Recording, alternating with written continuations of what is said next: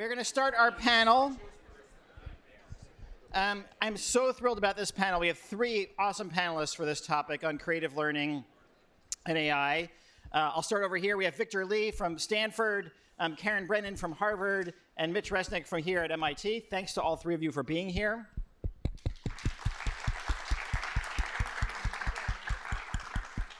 I'm gonna start with, I'll let them do a little quick introductions to themselves. The topic is on creative learning and AI. So we'll just go down the line. I'll give each person just a minute or two to talk about their own interest in this area and their background. We're gonna try to turn this into a conversation and also bring all of you into the conversation as well. So Victor, you go ahead. Well, I can be very brief on this in that I would say my work portfolio spans many facets of AI and generative AI in education, but at Stanford, I lead the AI in Education initiative through the Stanford Accelerator for Learning, and our primary focus for the entire year has been learning through creation and launching and sponsoring a range of projects that would look at creation within workplace with new tools, collaborative creation around music and visualizations with AI tools, et cetera. So, taking a broad view of like the range of possibilities that creation can manifest itself with and through AI technologies. Hi, I'm Karen Brennan. I'm a faculty member at the Harvard Graduate School of Education. Warm greetings to Harvard friends who are among us in the room. Hi. I direct a research group at HGSC called the Creative Computing Lab, where we focus on K-12 computer science education. I'm also faculty co-chair of the Learning Design Innovation and Technology program. What deeply connects both my research and my teaching is a commitment to learning through creating. So I'm incredibly excited about the framing of this panel. And when I think about learning through creating, I'm not talking about sort of performative paint by numbers situations. I'm talking about opportunities where learners can deeply direct their own learning, where they have control over what they create and how they create it. Much of which I learned from my doctoral advisor, Mitch Resnick. Well, thank you for that introduction. Also, thanks to Eric and the other organizers for putting this together, because I think it's a panel that all of us care about these ideas deeply. So again, my name's Mitchell Resnick, and I'm a professor at the MIT Media Lab, which is a little bit over that way. And I lead a group called the Lifelong Kindergarten Research Group, because I've been inspired by the way young people learn in kindergarten, where they're constantly learning through playfully creating things in collaboration with one another. And we try to extend that through a lifetime. So in everything we do, I think creative learning is at the center of it. We're always trying to see how we can develop new tools and activities and communities for people from diverse backgrounds to engage in creative learning experiences. So our group has worked on projects like long collaboration with the Lego company on developing Lego robotics products like Lego Mindstorms. We developed the Scratch programming language, which actually Karen was also very involved with. More recently, a new project called Octo Studio. And all of these are about engaging young people in project-based, interest-driven learning experiences. Great. I'll start with sort of a straw man question here. There's a lot of consternation in creative industries about how AI is going to displace a lot of future and current people in those industries, from writing to animation, et cetera. So why bother teaching creative learning, creativity in an era when we think all those jobs will be displaced by AI? I would argue that's one of our most important things to be teaching right now. I think this is really a fundamentally human attribute and something that we should elevate and strengthen. I think on many fronts that we need it, not just only in terms of like our own skills, but it's part of what pushes humanity forward. And we have this opportunity to do things at scales and speeds or to complexity levels that are new, and we could get complacent if we don't promote and value creativity across the board. No, I really appreciate that. And when I was thinking about this panel, I was thinking about even sort of how maybe we each think about creative or creativity as a signifier. I've been really motivated by the difference between little c creativity versus big C creativity. And so when I think about some of the workforce implications that you're surfacing, some of that connects to big C creativity, but sort of like Victor, and I imagine probably uncontroversially like Mitch, but we'll see what you say. I am very motivated by the everyday creativity that we engage. And it is so striking to me the number of people who are like, oh, like what is your creative practice? How do you think of yourself as a creative being? They're like, oh, no, I'm not creative. And I think that's something sort of socially we have to sort of push back on, that not only are we all creative, we all have enormous capacity for being creative, that it's a practice and that it's not a rarefied activity. Yeah, I think, building on what both Vic and Karen were saying, to me it does seem that what makes us most human is especially important today. That there's probably nothing more important in my mind than helping young people develop the most human of their abilities, and being able to think and act creatively is part of that. So we sometimes these days talk about the importance of helping young people develop as creative, curious, caring, and collaborative learners. And those are some of the things that make us most human. I think there are a couple of reasons why that's so important today, and AI is one of them. I think there are a couple of big disruptions going on in the world now. They really put at risk some of the humanness and sort of a risk of people being able to act on their own agency. So one of the disruptions is the proliferation of AI technologies that at least has the risk of depriving people of their agency. And the other is the rise of authoritarian governments. Is that political disruption also runs the risk of us losing our agency and our humanness. So in my mind, I think these qualities of creativity and humanness are both more important today than ever, and also more threatened today than ever. So I think that makes it really important to be talking about these ideas. So how do we go about teaching them then? Through tools, through pedagogy, through technology? How do we actually instill these ideas, values in the students of today and tomorrow? I mean, I would push back on what are the dominant models of AI potentials. And so right when generative AI burst onto the mainstream stage, everyone was thinking the tutor of the future. Don't get me wrong, tutoring's great. There's a great body of research for tutoring, but that's one mode of learning and engagement. But everything was just like, we're not gonna need teachers anymore. No one's gonna need to have curriculum. It's all gonna be done, personalized to that. And it just took away the agency of the individual to do something novel. And so, we promote images, tools, and spread the word of mouth of the amazing creative potential and the feasibility in there. And I think just shift the message. And I think it's an important message to shift, not just in terms of our values, but also I think it's going to be more generative by definition, but I think that we're going to see much more fruit for the labor by going that route. Yeah. See if Karen Trying to agrees. break the line. Yeah. Yes. No, that's it.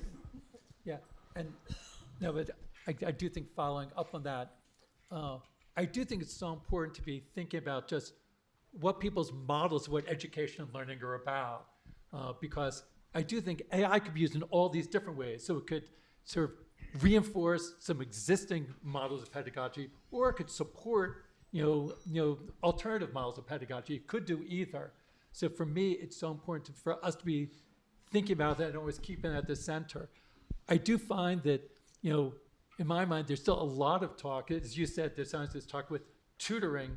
A lot of times it is talked about in terms of delivering instruction or delivering information. And it might do a more efficient and effective job of it. So the thing is, some of the research can show you can do a somewhat better job of that. In fact, that's in some ways what worries me the most. There are a lot of problems that people have talked about. There are real problems about hallucinations and biases and plagiarism. And those are real problems, but I think everyone agrees those are real problems. I'm also worried about that what could happen is that because AI could add some incremental advantages to what I see as outmoded approaches to pedagogy, it could reinforce them, re-entrench them, and not allow for the type of changes that we need, for a changing society. That, we don't want to just sort of say there's a better way to deliver instruction, but rather I would want to say, how could we use AI to support people, work on projects, expressing themselves, working together with others, being able to follow up on their interests, express their ideas. So how can we use it in those ways? Please go first. So I just wanted to plus one what you were saying, Mitch, and I want to channel my dean, Dan Schwartz, who has lots of interesting things to say, but I think that right now AI, the vibe that we're all getting is it's accelerating something. And And we're at a serious inflection point where we could accelerate doing the wrong things in education at bigger and faster scales than ever before. And so we really need to be having these gatherings and conversations to sort of reestablish our center on this. So I just wanted to plus one that and give that metaphor of like just doing bad things faster. Yeah. No, I do like that. Of just doing faster is not good. You have to, where you're headed is important. And I think something that scares me a little bit is that actually there's a risk that nothing might change. You know, there has been sort of a refrain today of like, oh, there's going to be all of this change in the education system. Do not underestimate the power of the education system to resist change. And so how, especially there are understandable concerns, and sometimes that sort of, you know, verges into sort of moral panic, hand-wringing. How do we create space to hold the complexity and the concerns while leaving space to play? Play with pedagogy, play with the tools, play with the types of change that I think we're all hoping for fundamentally. I think you all sort of talked, as you thought about pedagogy here, and the tutor line I hear a lot. I can't go to a conference without somebody mentioning the 2 sigma problem and how AI is going to solve the 2 sigma problem of making sure that tutors will increase everybody's knowledge by 2 standard deviations. And I can't help but groan every time that comes up. Because it's this model of like one computer and one kid. And that computer doesn't really necessarily care about that kid in the way that an actual human tutor does. And certainly as we think about creative learning, the social nature of learning is so important. So how do we think about structuring systems that sort of value and enable that sort of social nature of learning, either in spite of or because of AI?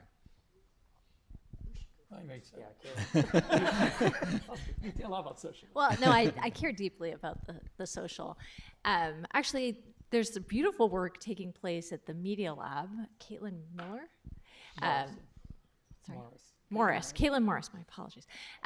Who's thinking deeply about how we invite AI into social situations, particularly creative situations, but also thinking about how we can design the tools themselves to recognize social situations. So I think just holding that as a collective commitment is part of the work we need to do. That, like, yes, there is advantage to those moments of like the one-on-one, but how do we not lose sight of all the things we care about, sort of more communal or community-oriented practices? So these aren't in conflict. We just have to be very clear about what we care about and how we can advance those commitments. And for me, I'd also want to be careful how we use language. Sometimes we're using language in a way that undercuts what's special about the social side of things. And seeing some of the terminology we use just for the AI tutor, I wish there was a different word for it because it's very fundamentally different. And there can be a good use for it. So we want to say there's a special role for the human, but that doesn't mean there can also be good roles for AI to be providing that type of assistance, but it's a very different role. So I think we want to develop language to say there's a role for the AI, but the human connection is not something that we want to be, undermining in any way. So making sure that gets preserved and seen as, so we know that there is something very special about that, but it's not either or. We need to, use language in a way to support that. Yeah, one dynamic I think that's interesting to consider, and just the social connection and relationship aspect is so big and complex that I just can't even do justice to all the things that we would want to speak to. But one thing I would comment on a phenomenon is about the sense of safety and trust in one another. So like there's this use of AI where students will go to it to get information because they feel like if they're publicly visible for not knowing that, that's bad.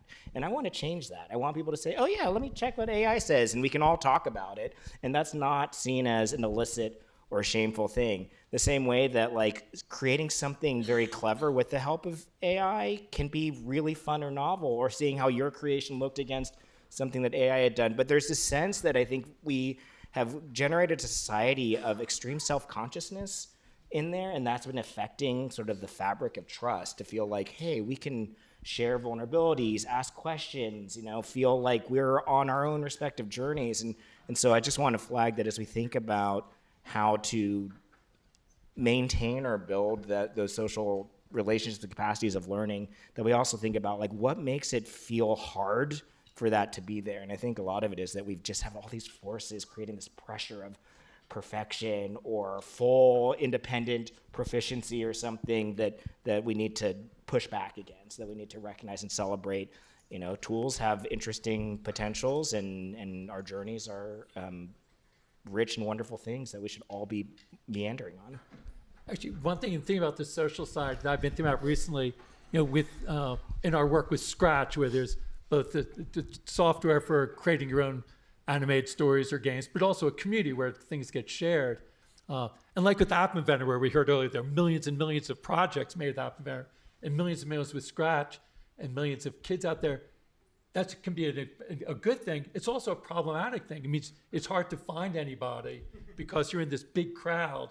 So people need support to say, if someone could go to the Scratch community and just start looking around, it's hard to find people who might have the same interests that you do, or projects that might be related to the project you work on. And of course, there's standard keyword search you can do now, but there could be much better ways of saying, how could I find people who really care about the things I care about, or have worked on projects like I've worked on. So just think about how AI could sort of use those could support and enhance those social connections. I think it'd be good to focus more on things like Seeing that. more of yourself in this larger community, AI could be a really interesting support to help find others who are asking the same questions.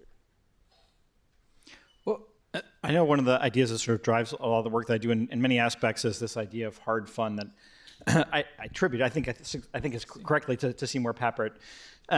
And the idea is, that he found that kids were having fun not in spite of what they were doing being hard, but because it was hard. They were building logo programs, it was challenging.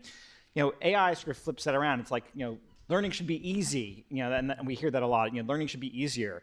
How do we return that conversation to the idea that actually learning should be hard? That and because it's hard, it will also be fun.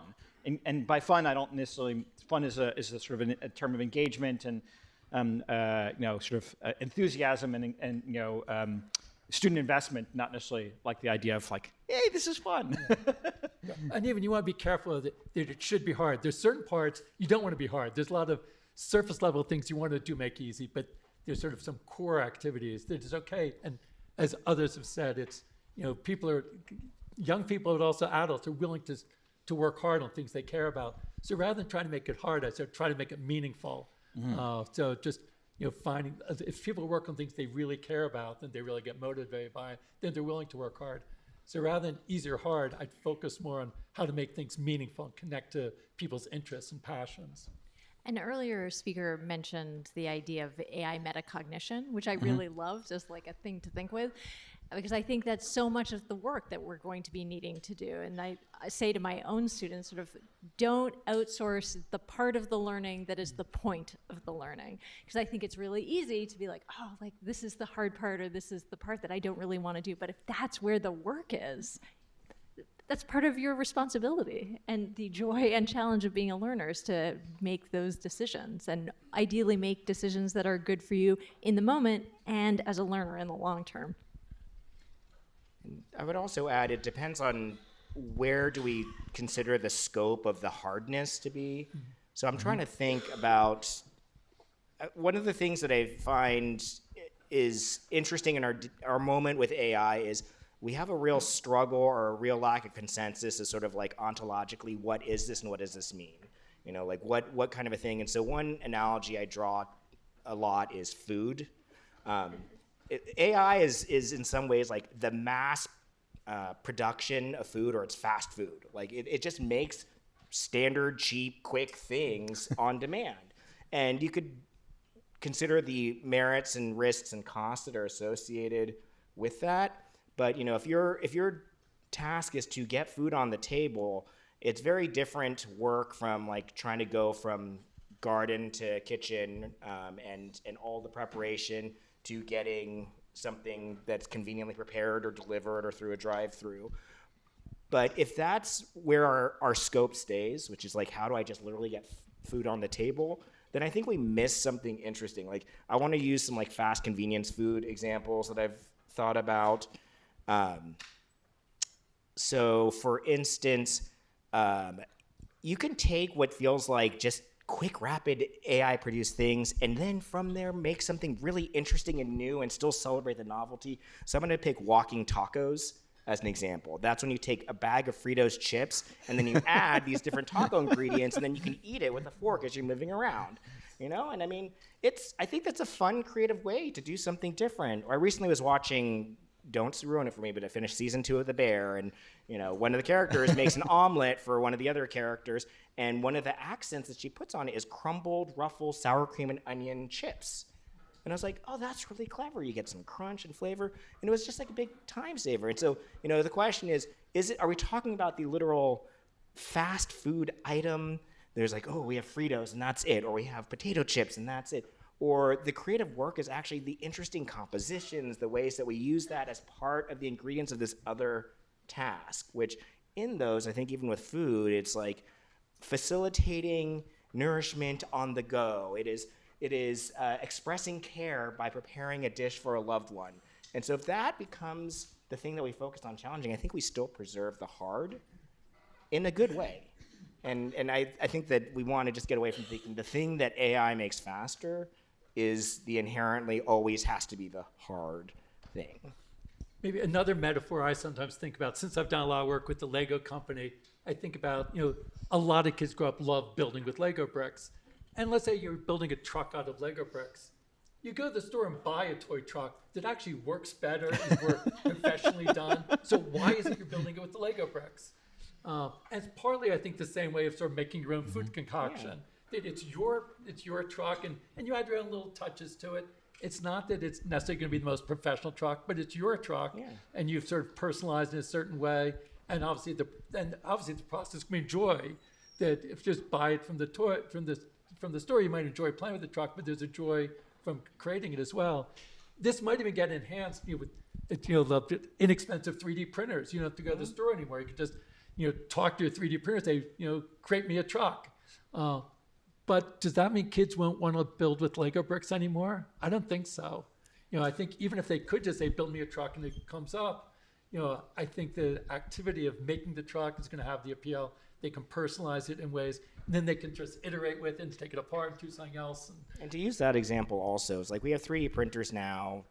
At one point in time, it'd be like, you just print your own Lego bricks, and then you can make the truck from that. It's like, there's still some nice convenience or reasons to enjoy or the ease of, let's go use some existing Lego bricks. I didn't deprive myself of all the joys of digital fabrication entirely for my life because I didn't print out every single brick. Because the thing I wanted to do was build something with that combination, and that's the fun part. Watching 3D extruder is not fun. Yeah, I mean, I think it is. It's about finding. It was the original comment I think you made, Mitch. Is like that. It's about finding where the student's passion is, their interests are, and that is in building. It's not in having a truck. It's in building a truck. It's the verb. It's not just the noun. That's really important there. But then we have to organize our educational system where kids get a chance to experience those joys. Because also with writing as well. So, which is not a type of building or creating. Yeah. It often gets introduced in a way that you don't get to experience the joy of writing. And if you're just always focused on the grammar and the spelling, as opposed to expressing yourself and writing something to a friend that they're going to enjoy reading. So trying to emphasize the education system, emphasizing more the joy of whether it's writing or building or creating or programming. Are you saying the 5-paragraph essay is not a joyful experience? Professor Resnick. You are all involved with technology in various ways. We've been sort of talking about some of the risks here of AI, but can you give me some examples of like ways that you're sort of excited about AI sort of sparking creativity and helping students do more creative things, either from your own work or from other things you've seen elsewhere? No, please. I went first last time. I'll give a personal example, and this is actually inspired by Karen because we were just having a little catch-up conversation, and I did have permission and encouragement to share this story from not from Karen. Hopefully you're okay with this. All right. I have a 13-year-old daughter, and she does competitive cheerleading. If you've watched Netflix cheer, it's like that intensity. So as a father, it's all stress-inducing. What was interesting, though, is that this year, she and her teammates were very dissatisfied with the team uniforms. And so she was playing with AI to redesign a team uniform that she thought would look cool. And she got one. and she put it on the private chat that included the coaches and the teammates. And they were super excited. They were like, we love that. And they decided to do a new uniform, and it is 100% based on her design, and they're wearing those this season. But I think to me, that's like really exciting.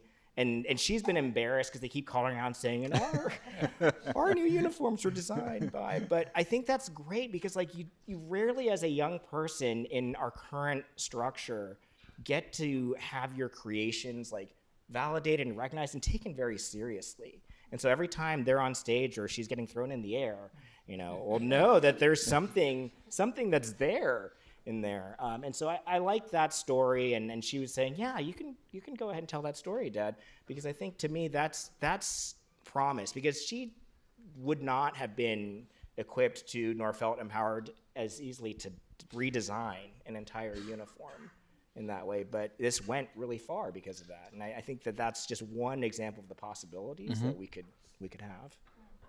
Yeah, I love the democratization theme of sort of inviting more people into a space of creation. The connection that I was going to make was that, I've been helping people learn how to program for the past 20 years. That started out with text-based languages. Then I went to the Media Lab and was part of the Scratch team and was just so excited by the much broader range of people that could imagine themselves as sort of computationally creative. And now we're in this moment with natural language, you can create things. And I've seen just tremendous impact in my own students, having been at Harvard now for 13 years. That when I first started, if someone had an idea for an app, they were doing like wireframes or sketching things with pencil and paper, which are also beautiful and powerful ways of expressing ideas and exploring ideas.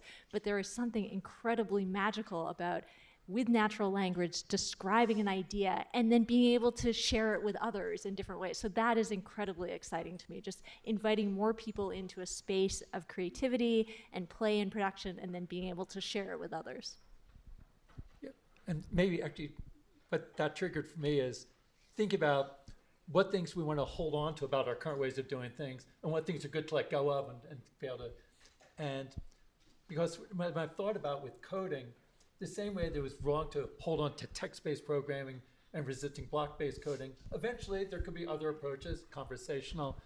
But there's certain things I do want to hold on to, so like sort of being able to personalize it and make it, and be able to, to describe and think how I want it to be, to be able to iterate with it so that I don't just create something, but I can then be able to modify it and change it. Both because it makes it easier for me to personalize it, and there's a joy in that. Being able to think about and understand processes, so debugging and thinking about how processes work, those are things I don't want to lose. The exact form that it takes could be different, and so I think as we try to integrate AI into these things, trying to hold on to those core values of being able to express yourself in ways that are meaningful, being able to learn different design strategies, being able to think about those processes, being able to iterate. Those are things I just want to make sure we hold on to as we do it. But I think if we use AI in the right way, we could sort of, have alternate ways of creating, but still hold on to the things that we value so much. We have about 5 or 10 more minutes left. I want to open it up to the room here. It looks like there are microphones on either side. If anybody wants to ask a question, feel free to come to one of the microphones and ask a question. Yeah, I've got a question. I run a makerspace in Monterrey, Mexico, and we focus on technical skills and creativity and career exploration. So I'm wondering what you see as the creative application of AI for preparing kids for jobs of the future, jobs that don't yet exist.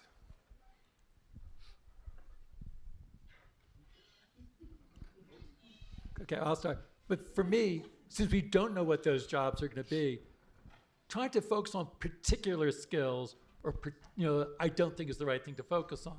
I do think this idea of being able to start with an idea, create a prototype, make something from it, iterate, share it with others, get feedback from others. Those are things that are always going to be around in the jobs of the future, I think. So those part of that creative learning spiral where you're sort of imagining something, creating, experimenting with it, iterating, sharing it with others, working with others, getting feedback from others.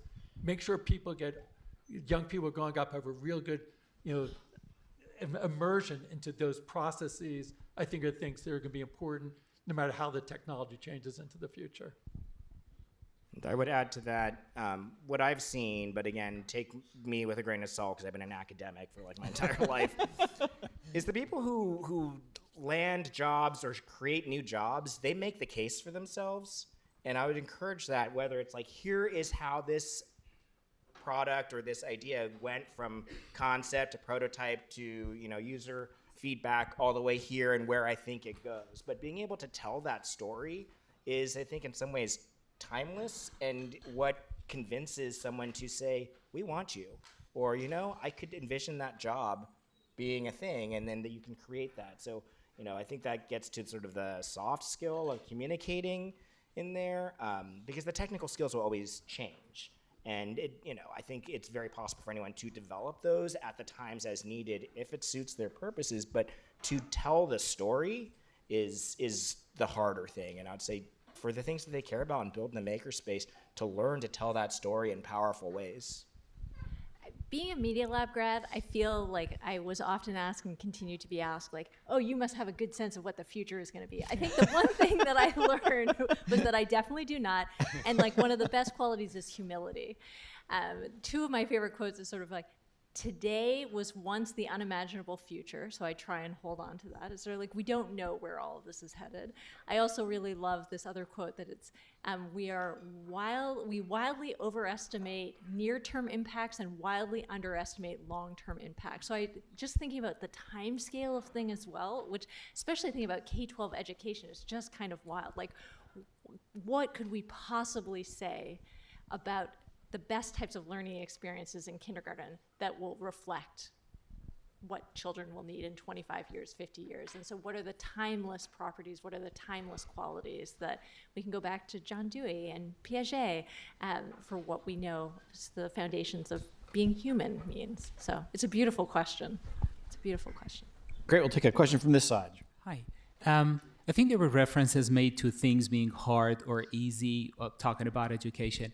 I think if you think about it, in my mind, everything, the whole spectrum, if you're making 97% of your free throws, or if you're a heart surgeon or a college advisor, they're all difficult and very difficult things, but they are easy for people who love it and they're passionate about it. So the gist of what I'm trying to ask is, how can academia affect the curriculum of K-12? Because when would I cheat or when would I use AI? If I'm studying biology that I don't like, and there are numbers and things that I have to memorize, what I would do there is, I don't love it, so I don't go about learning it, and I have to memorize it, so I'll use AI to cheat and plagiarize, because that is not something that I necessarily have to learn. So the question is there any way for academia to actually have effect on the curriculum from K-12 so that it's focused more on things that students and kids love to learn, because that builds the constructive cycle of, I like it, I go do better, I become better, and I learn more. Curriculum is a very complicated, politically rife thing. So I think there's very complex levers to navigate, and then there's, I've always heard the Seymour Papert quote, if you want to reform education, the first thing we need to do is sort of blow up all the schools, meaning like the school system, because we're just really geared to a certain way. But I do think that one step is to make very visible some of these very positive cases where we have more interest in student centricity in there, because that's one of the many levers. But I think that shifting curriculum in the current model of how we have education in like Western societies is complicated, and I wouldn't want to do injustice of not speaking honestly to the messiness. But I do think as a small step, making highly visible and circulating affirmative stories of the possible vision is a good little bit to do. I think your question for me really underscores the importance of relationships in classrooms, that the power of the teacher to recognize and respond to students for a student who's just like not feeling it, not being able to bring themselves to a learning situation, the number of teachers I've seen who've like done that important care work of recognizing and seeing like, I see this is not working for you, let us work together to figure out what might be better. So that's what it makes me think about a little bit. Let's go next. Great. We'll take a question from this side, and I think we'll have a chance for one more on that side. So I'm wondering about how you feel computer science education might change or should adapt to the fact that people can vibe code these days. Just clarify a little bit, I don't think that elementary school or middle school coding need to necessarily change, but probably in high school and definitely in college. I also personally believe that foundations of computer science should be taught, but on top of that, how you feel like computer science education should adapt to AI coding and vibe coding. I think even though it's a complex topic on itself, that a much more intentional focus on what's been called computational thinking and also computational action will get more foregrounded. I do think that there are some powerful ideas that are embedded within some of our computational practices, like debugging, like iteration, and testing, that we are still going to teach, and oftentimes by way of some coded experiences, but get away from paradigms that are very entrenched in specific technologies or APIs in there. But I think that we're now at a moment where like the practices that are encouraged or talked about in conjunction with computational thinking will become more elevated in trying to figure out or fostering the tendency for young people and learners to think about how to manifest those in different computational practices that they're engaging in, to think about like, oh, I can work on this as a sort of a debugging challenge right now, even if I'm vibe coding in there. Maybe building on that, this is an answer that I think is independent of AI, but I think becomes even more important in the age of AI. I mean, we've always talked that we would want to have an approach where people are learning by work on projects based on their passions and collaboration with peers in a playful spirit. So as I think about how to make adjustments in the age of AI is to think about how each of those elements might come in. So one reason I love the examples that Hal showed earlier, the computational action examples with App Inventor. It really was kids working on projects based on their passions in collaboration with peers in a playful spirit. And I think that's why it was a really rich learning experience, independent of whether they used AI or learned AI. But I think in an era of AI, that will become even more important to focus on those things, because the individual concept level won't be as important. Actually, Karen and I wrote something years ago that had these different levels of concepts and practices and perspectives. And, and I do think the practices and perspectives are even more important. We'll take last question over here, and then we'll wrap it up. Right, okay. So my question is, recently there's been like a big argument in not just this country, but many countries about free speech. And one of the things that comes with that is, the impending, I think, deregulation of AI, which has been both praised and criticized by many individuals and organizations. So my question is, how much do you think the government should have in regulating AI development? Because I think it's really important that while AI continues to grow, if the government regulates it too much, it could curb any sort of future innovation. But also, if the government deregulates it, AI has the potential really to spread misinformation on a large scale, play to individuals' interests, and further their motives that might not be entirely accurate or truthful. And so, what would you say to that? Because there is, and how can we also ensure that individuals with lots of power or corporations can also be held accountable for if an AI goes rogue, like what happened recently, or if they can turn these dials to force AI to go one way or another.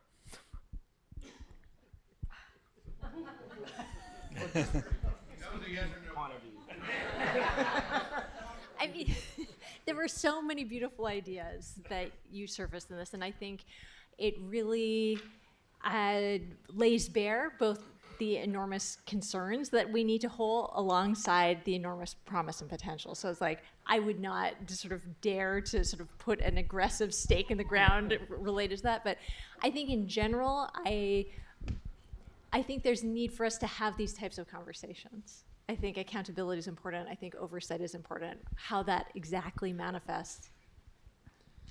Colleagues? Well, I imagine another analogy, getting away from food, but automobiles and transportation. Imagine like we're building our entire transportation infrastructure, but we just refuse to have any regulation. Traffic lights, whatever, speed limits, whatever, seatbelts, whatever. I think that we could understand that seems pretty foolish, and there'd be a lot of harm done along the way, and there'll be little pockets of consensus, but there's going to be times when standardized agreement needs to be there. And I think a lot of it now comes for us to be very vocal and empathetic, or building empathy on what those risks and harms are and why we need to get in front of that. But I think within our current climate, and we're wrestling with this in so many places in the world, a lot of places have been wrestling with it for a very long time. But I think it's use the rights and powers that you definitely have through mechanisms that exist, and always seek out new mechanisms in community for novel approaches to make sure that we pursue and do what's right. But at a minimum, vote and get active. But I think besides that, there's a lot of room for innovative, collaborative, active and activist work to push things. And we'll find the levers that work for the ones that are not doing as much as they used to. That's a good way to end. Right. Thank you. And I have to say that what I've heard today has reassured me a little bit about the future of AI development. And just one more little quick thing. I know you mentioned Scratch, and have you considered at all adding more image editing or vector editing capabilities to Scratch? Because I know there's a decent community on there that does use that to create art and stuff like that as well. And while I have to say Scratch is really unique because it combines CAD, a little bit of looks a little bit like CAD software, and also image manipulation at the same time. And I think it's really good but quite basic. And I wonder if you've ever thought about adding more, expanding that with maybe more tools. I wonder if I like that we ask questions about how should we organize our whole society, and then how should we organize yeah, I wanted to mention that at first, but then I was afraid I'd get shut down. So. and the Scratch one, although it's probably somewhat easier to deal with than how we govern our society, it still is a challenging question. but I do think there are things that new technologies can make difference, and there are things being worked on. Maybe we can talk separately, because I do think there should be many different ways for people to be able to create the images that they care about. So. Thank you. Great. Thank you. That was a good question to end on, and a good response. Thank you to everybody here.